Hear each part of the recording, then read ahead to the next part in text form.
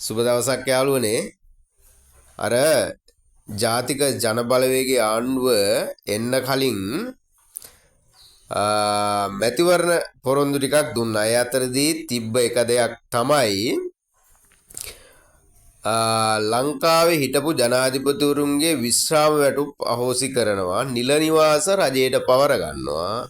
ඒ වගේම පාර්ලිමේන්තු මන්ත්‍රීවරුන්ගේ විශ්‍රාම වැටුප් අහෝසි කරනවා කියන කාරණේ.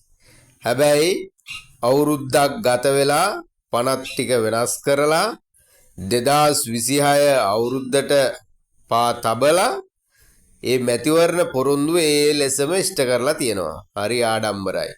හරි ආඩම්බරයි. එතකොට පාර්ලිමේන්තු මන්ත්‍රීවරුන්ගේ සහ හිටපු ජනාධිපතිවරුන්ගේ වෙරුම් 500 දෙනෙකුගේ එසේ මෙසේ ගානගෙන 500කගේ විශ්‍රාම වැටුප් අහෝසි කරා. ඒ මැතිවරණ පොරොන්දුව ඒ ලෙසම ඒ අයුරින්ම ඉෂ්ට කරා. එතකොට මාලිම ආණ්ඩුව ගැන අපිට දැන් රටේ මහජනතාව විදියට හරි සතුටුයි. දැන් කියපුවා එකින් එක ඉෂ්ට කරමින් යනවා.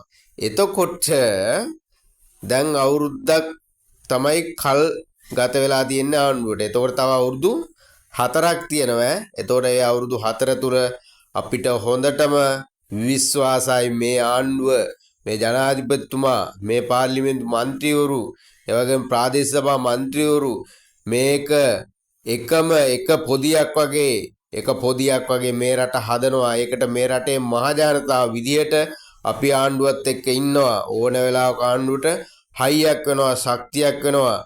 සෝෂල් මීඩියා හසුරවන සෑහෙන පිරිසක් ආණ්ඩුවත් එක්ක ඉන්නවා. ඒ සියලු දෙනාට ජය වේවා, ආණ්ඩුවට ජය වේවා.